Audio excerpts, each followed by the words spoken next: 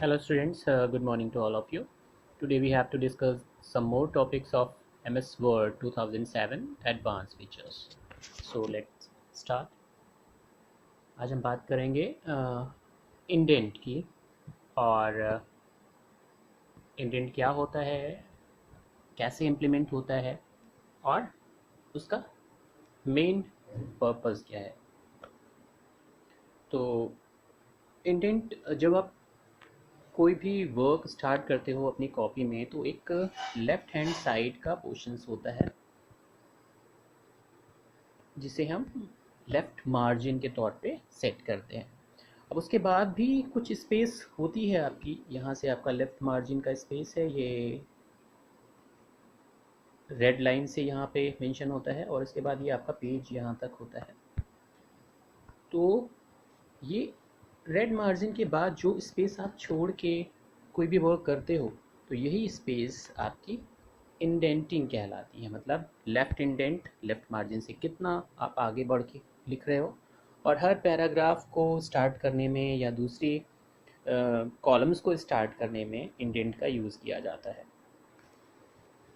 तो ये है बेसिकली। यहाँ पर एक और चीज़ आपको दिखाई पड़ेगी, columns are always treated as a different page. हर कॉलम्स को, अगर आप 2 या 3 कॉलम्स हैं तो उन्हें हम अलग पेज की तरह से ट्रीट करते हैं और उनकी स्टार्टिंग पॉइंट अलग होती है, एक ही जगह से होती है, जिससे पता चलता है कि वो कॉलम्स हैं। इसका एक और एग्जांपल अगर हम दें तो आप जब सिमिलैरिटी और डिफरेंसेस लिखते हो तो आप कॉलम्स खींचते हो और दोनों तरफ वर्किंग करते हो, तो ये भी इंडेंट का एक क्वेश्चन है। Hiding indent in a way of representing a paragraph. जब हम चीज़ों को पैराग्राफ की फॉर्म में लिखते हैं तो पहली लाइन, पहला लेटर जो स्टार्ट होता है और उसके बाद में जो क्वेश्चन स्टार्ट होता है वो डिफरेंटली दिखता है, जिससे पता चलता है कि हमको कि ये पैराग्राफ स्टार्ट हो रहा है यहाँ से, एक और दूसरे पैराग्राफ में थोड़ा सा सेपरेशंस दिखाई पड़ता है। Paragraph is more towards the left side. ज़्यादातर हम लोग लेफ्ट साइड से पैराग्राफ को स्टार्ट करते हैं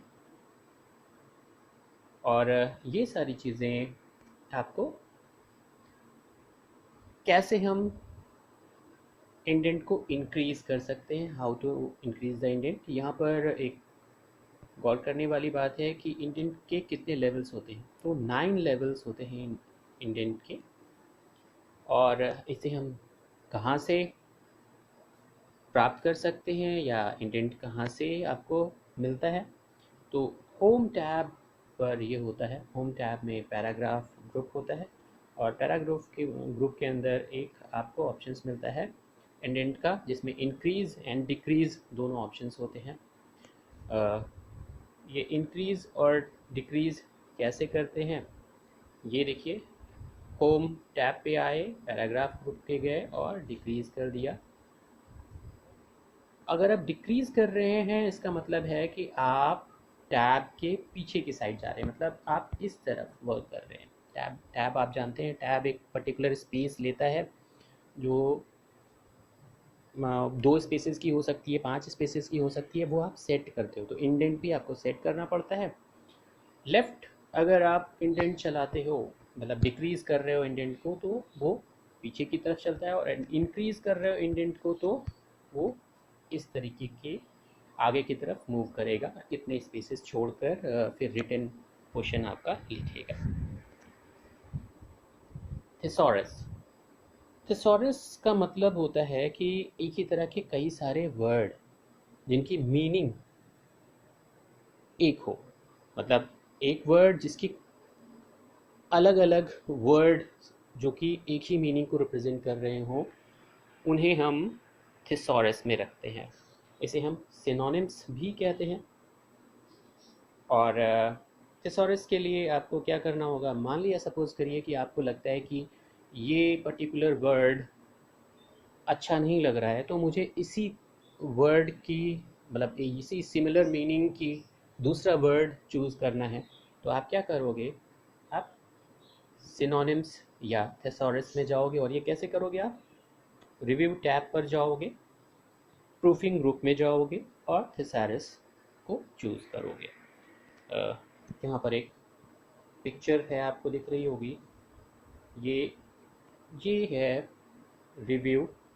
रिव्यू पर हम सिलेक्शन करते हैं तो ये आपका रिबन आता है, और रिबन में कई सारे ऑप्शन है। ये प्रूफिंग ग्रुप है। प्रूफिंग ग्रुप में आपको यहाँ थिसॉरस दिख जाएगा। जब आप इस पर क्लिक करोगे तो ये एक बॉक्स खुलेगा। इस बॉक्स में सर्च फॉर का ऑप्शंस आपको दिख रहा होगा। तो सर्च फॉर ऑप्शंस में जाने पर ये वर्ड की मीनिंग, जिस वर्ड को आपने सेलेक्ट किया होगा उसी से थिसॉरस खुलेगा। मतलब अगर हमने कंटेन्स को थिसॉरस के तौर पे यूज़ करना है तो कंटेन्स को हम यूज़ करेंगे और उसे हम सर्च बॉक्स में डाल देंगे। अब ये क्या करेगा कि इसी की सिमिलर मीनिंग यहाँ पर दिखाने लगेगा। ये यहाँ पर इसकी सिमिलर मीनिंग्स निकालेगा और फिर जिस वर्ड को हमें सेलेक्ट करना है उसे हम सेलेक्ट करके कॉपी कर सकते हैं या वहीं पर इंसर्ट कर सकते हैं उसी वर्ड की प्लेस पर। तो ये है थिसॉरस, मतलब सिनोनिम्स का यूज़। आप किस प्लेस पर उसे यूज़ करना चाहते हैं वो आप कर सकते हैं।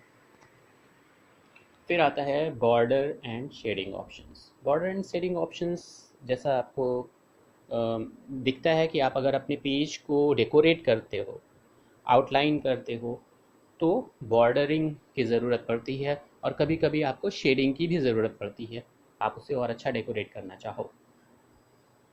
ये ऑप्शंस आपको वर्ड में मिलता है, बॉर्डर एंड शेडिंग ऑप्शंस में।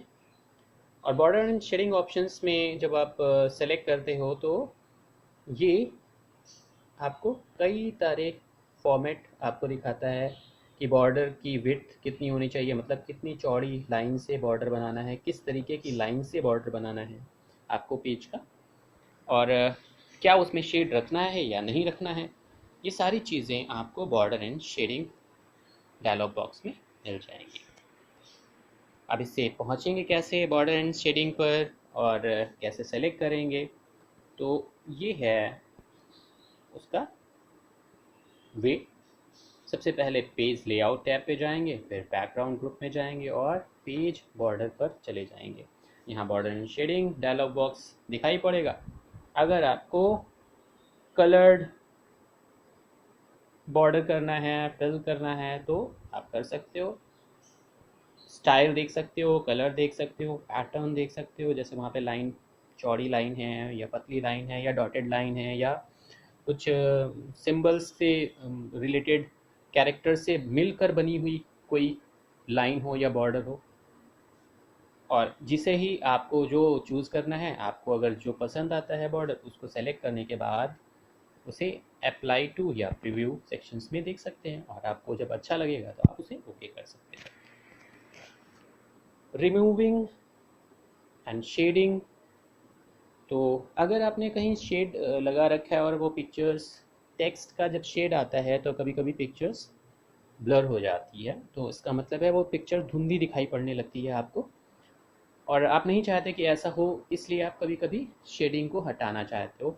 तो ये शेडिंग कैसे हटाएंगे, सेम प्रोसेस, लेआउट टैब पे जाएंगे, बैकग्राउंड ग्रुप में जाएंगे और बॉर्डर, पेज बॉर्डर पर जाकर आप शेडिंग को हटा सकते हैं। शेडिंग हटाने के लिए क्या करेंगे, फिल ऑप्शंस में नो कलर पर क्लिक कर देंगे और पैटर्न ऑप्शन में क्लियर कर देंगे, तो ना पैटर्न होगा ना कलर होगा और ये शेडिंग आपकी हट जाएगी और आपका ओरिजिनल टेक्स्ट दिखाई पड़ने लगेगा विदाउट बॉर्डर, विदाउट शेडिंग। तो आज के लिए इतना ही, कल फिर मिलेंगे कुछ नए टॉपिक्स के साथ में। तब तक के लिए have a nice day, thank you.